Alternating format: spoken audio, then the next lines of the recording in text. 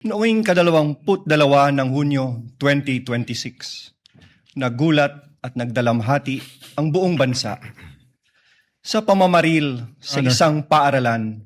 Sorry, excuse me. Your Honor, may I be allowed to finish my I manifestation? don't I will think- not disrespect and interrupt the defense counsel Yes, but before once he that, has started. This is no disrespect, sir. Counsel for respondent is recognized. Thank you, Your Honor. Your Honor, this is improper. The improper for trial. Manifestation. This is not a manifestation proper for court procedure. This is instead them telling a story. This is a narration by the prosecution, which is not allowed. This is not allowed by any rule in any court.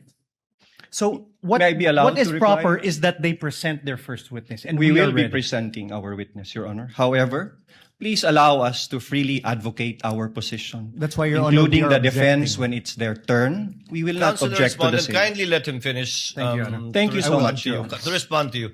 Yes, you were saying. Thank you, Honorable Honorable Defensor. Senator Judges.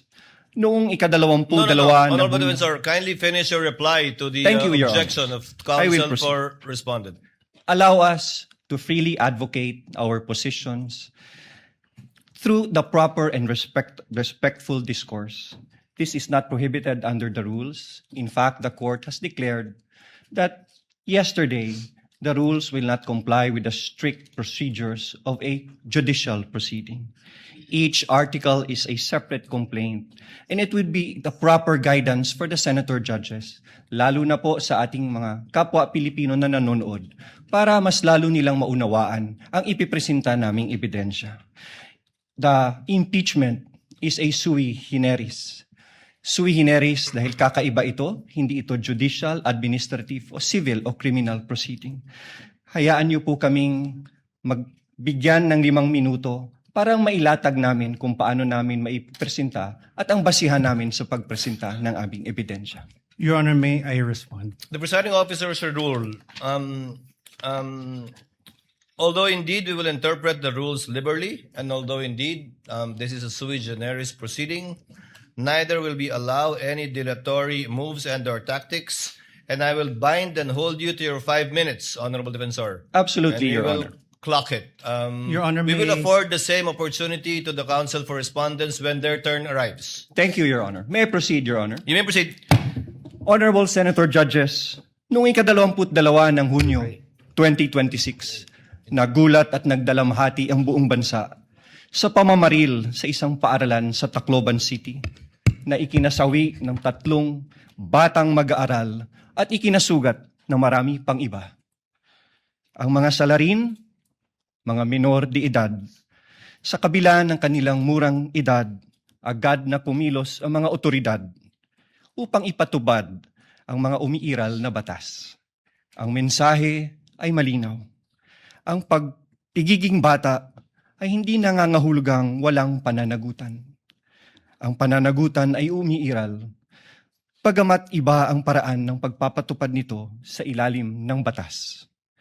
Kamakailan, isang pasahero ang inaresto sa airport at kinasuhan matapos itong magbiro na may bomba sa kanyang bagahe dahil mahigpit na ipinapatupad ng mga otoridad ang patakarang zero tolerance policy sa anumang pagbabanggit ng bomba o anumang pampasabog. Sa isang hiwalay na pangyayari noong Mayo 2020, isang public school teacher ang inaresto, pinusasan at kinasuhan ng NBI sa Zambales matapos magbiro na magbibigay ng pabuya sa sinumang papatay sa presidente ng Republika. Ano ang prinsipyo dito? Ang pananagutan ay pinapairal sa lahat, bata man o matanda, nasa laylayan man o nasa katungkulan.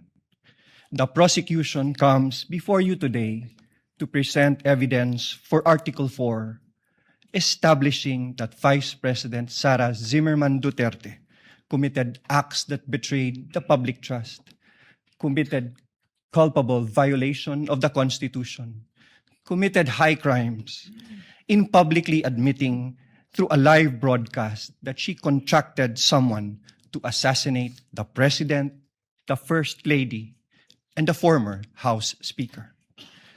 We acknowledge the burden of this trial on the senator judges, as well as the Filipino people.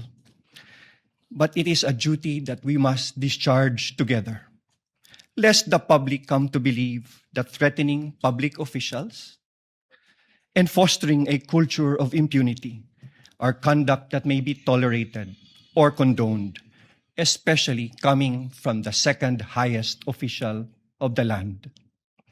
Ang mga kilos at salita ng Vice Presidente ay hindi dapat ituring na simpleng krimen sa ilalim ng batas, kundi tuwirang paglabag sa saligang batas.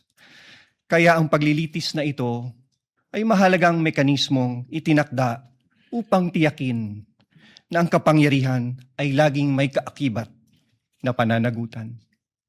Accountability must apply to all or none at all. At the heart of this impeachment proceeding lies a fundamental question para sa ating lahat.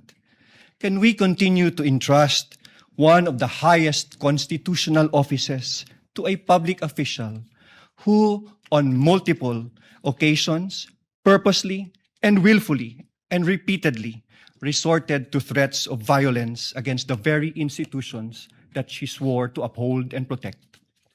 The evidence presented in this article are not just derived from testimonies and authenticated documents, but from the Vice President's own words, own conduct, her very own public admissions. Her words were neither accidental nor taken out of context. They were uttered publicly with the intention to be taken seriously. Huwag kang mag-alala, ma'am, sa security ko, kasi may kinausap na ako na tao.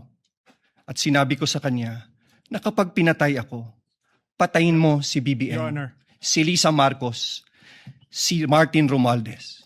No joke. No joke. What makes these threats especially sinister is that they do not come from an ordinary citizen, but from the Vice President herself, an official who under the Constitution stands to succeed the President of the Republic. Such statements carry a gravity far from the exercise of one's freedom of expression. They strike at the very heart of government. This is especially significant given that she has publicly declared her intention to run for president in the next election. What values do we expect from those who occupy the highest office in the land? Delicadeza, palabra de honor, integrity, and loyalty to your oath of office. These are not outdated ideals. They are the foundations of honorable public office. Maraming salamat po, Your Honors.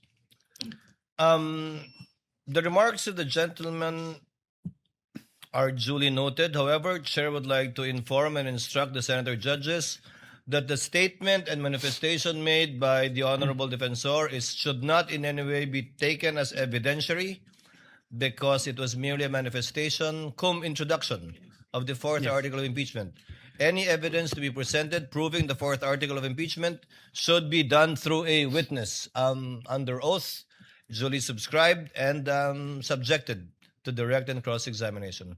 We Call your submit, first witness, Your sir. Honor, may I be allowed also to... Your Honor, we move to strike that opening statement. It's improper for trial. It is not evidentiary in nature. And it only provides conclusions of fact and law. Most of it is irrelevant. And fact of the matter is the prosecution should present evidence and not manifest in this improper manner. May I be recognized, Your Honor? No need. Motion is denied. Let it remain in the records and as instructed by the chair for the Senator Judges not to deem whatever statements were given by the Honorable Defensor as evidentiary in any way, shape, size, or form. Again, counsel, call your first witness. Your Honor, may I request I- permission to Your Honor- recognize counsel for the panel of prosecutors, Attorney Virgil Ligutan, to conduct the examination of our first witness. Your Honor, he will may be I- under the direct Counsel suspension and control correspondent, what is your pleasure? of Your the Honor, panel may of I prosecutors.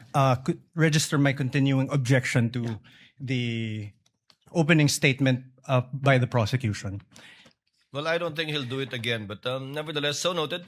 Thank you, Thank you. Your Honor, may I request that Attorney Virgil Ligutan be recognized to conduct the examination of our first witness.